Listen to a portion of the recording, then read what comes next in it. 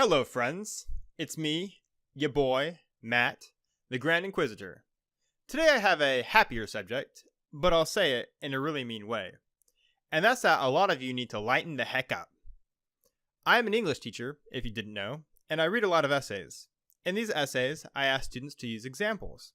Sometimes these are personal anecdotes, other times they are historical or otherwise real-life examples. I've noticed, however, an unfortunate phenomenon. You guys are so depressing. The examples are so pessimistic.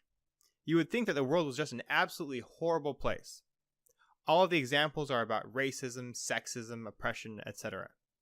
The only historical events, apparently, are the civil rights movements of the 60s, the Holocaust, not World War II, mind you, just the Holocaust, the Civil War, and maybe we'll throw in the American Revolution just for kicks.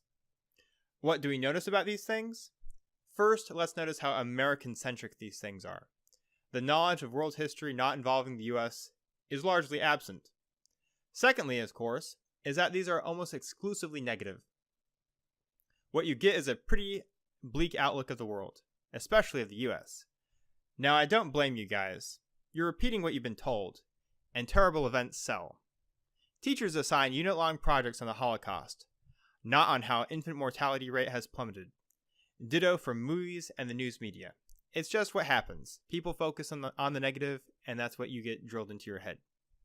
Don't worry, though. Papa McCormick is here to tell you why you're wrong. I'm going to try to skirt around any politics and try to give you a good neutral case for why you should lighten up. I want to divide my case into two parts, one based on geography and the other based on time. I'll start with geography. I don't expect you to have a tremendous store of knowledge like me about every country in the world. Some people just remember every fact that goes through their head. I just want you to use some common sense. My favorite thing to say when someone is lamenting how horrible and evil our society is that they're usually high on facts and low on context. They have one fact, and that's all they have. If we broaden our vision a little bit, we will see that the situation is a little more complex. So let's think about the United States versus the rest of the world. Bashing the United States' place in various rankings in the world is a popular pastime for some people. For the sake of argument, though, we're going to remove Western Europe, Canada, and Australia from the discussion. Basically, most of what you'd call the West. Japan and South Korea are going to be the other noticeable exceptions. For our standards, we're going to consider three criteria: freedom, economic opportunity, and toleration. Freedom is the basic civil liberties that citizens enjoy: the right to vote, a fair justice system, a free press, a lack of corruption in the government. Now, the trick that the pessimists are going to use is that they're going to make you focus on the US, and they're going to bring up criticisms. And many of these criticisms might be fair. What they aren't going to do is ask you to compare the US to other places in the world, or they are going to compare the US only to hand-picked countries, mostly in Western Europe. Let's do that, though. It's kind of an odd exercise, really, because you realize that the world isn't really that big. We'll just check off the boxes. Is the United States more or less free than Central and South America? Now, I want to be fair and say that the whole region, especially South America, has made great strides, especially in the last 50 years, to become free democracies. Unfortunately, much of the region has gone back and forth. Heavy-handed government action and repression of the press is common. Colombia was a war zone until just recently. Venezuela is descending into chaos. Brazil has its fair share of issues, including an ongoing corruption scandal. How about Africa, then? Not even close. I'm not going to go into a lot of detail about Africa because it doesn't need to be hashed out, but I'm going to mention it to tick off our mental checkboxes. We're cutting off pieces of the world, so to speak. Many of these freedoms in the Near and Middle East are spotty or non-existent. India has a decent democratic situation, but they aren't without their problems. China is an authoritarian regime, and Russia seems to be slipping back that way. That's the whole world. Pick where you want to live. Where is it that you can really be free? Really, I think that is not a good question because I think most people want to live where they were born. If I was Brazilian, I wouldn't leave Brazil. I'd stay and try to improve my home. Now on to economic opportunity. I use the term opportunity because I want to think about what sort of chance you would have of being successful if you moved to that country. Norway is a great country, but it is a fairly small country and couldn't support a great many economic migrants. Now let's go through the list again. South America? Nope. Africa? Double nope. Middle East? Triple nope. China? If they let you in, I guess. India does okay again, but is nothing spectacular. Again, if I had to just drop off in any country and hope to look for a job, it would probably be the United States. I think the critics of the United States think that there is some shiny utopian city out there where everyone pulls Happy Meals from trees for free. Sorry, but this is it. Our final criteria is tolerance. Broadly, how well does society treat other people of different cultures, races, religions, etc.? Again, if you were suddenly dropped into a country, how well would you be received? This is probably the hardest one to quantify, but I would suggest, firstly, that all of the most diverse countries, I can point to the United States, Canada, and the United Kingdom as three, are in the West. Racism is pretty much endemic to the whole rest of the world. South America has a bit of a mixture of races, but there is plenty of friction there. Africa still has to deal with sporadic genocide, with tribes that live right next to each other trying to kill each other. The Middle East, as is well documented, is one big conflict of religion and tribal affiliation.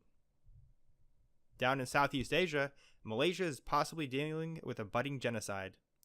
China tries to stomp out or control any competing views, Buddhism and Christianity being two of the bigger targets of the communist regime.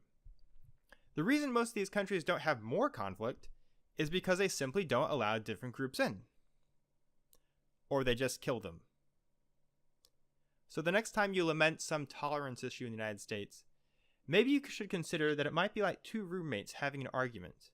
While in many parts of the world, different groups either don't live side by side or are in active conflict with one another. I don't make all of these comparisons because I'm trying to say the United States is the best, or we are so amazing, but because the discussion seems to be almost entirely geared towards criticism of the United States. Even the pro-US crowd focuses on saying, it's not so bad. Not so bad? I think all things considered, it's pretty good. If you just look around at the rest of the world, we aren't doing too shabby. And that's something to be proud of.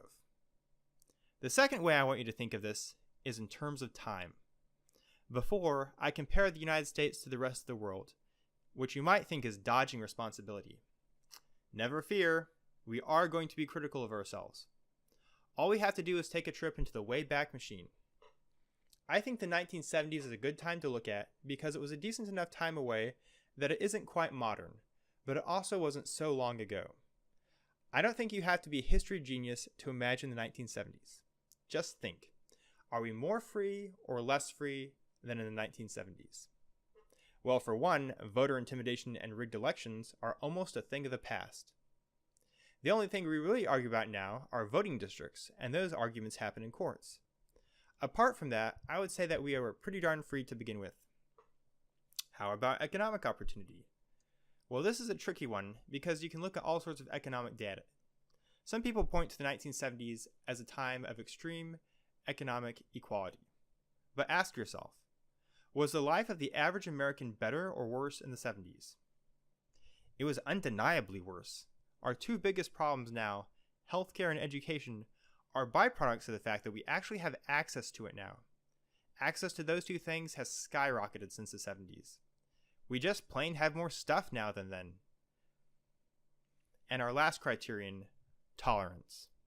Does anyone think that we aren't more tolerant now than in the 1970s? Racially, there's no doubt that's true. In terms of women getting a place in the workplace, that too has happened. Is there some happy fantasy timeland where everyone ate non-fat whipped cream together in perfect harmony? Again, criticism may be justified, but not when it is a comparison with some utopian ideal of perfection. Don't let perfect become an enemy of good. The world will look downright hellish if you are demanding an entitlement to heaven. So lighten up, eh? If you go around with such a myopic, nearsighted view of society, you are guaranteed to not help improve things, but will make them worse. I don't want to go too much into why I think some people complain like this, but I'll offer a few quick thoughts. The problem with media in history is like I said before. Some people complain like this because they actively despise Western society and want to remake it. If you think your life sucks, you will be more willing to go along with sweeping and radical changes. If you think that your society is deeply evil, you will not think poorly of people trying to destroy it. And they try to convince you that this is so, despite all the evidence to the contrary, in a country full of plenty, opportunity, peace, and cooperation, and yes, some problems, by endlessly nitpicking and hoping you won't lift your head up from your own life and look around at the rest of the universe.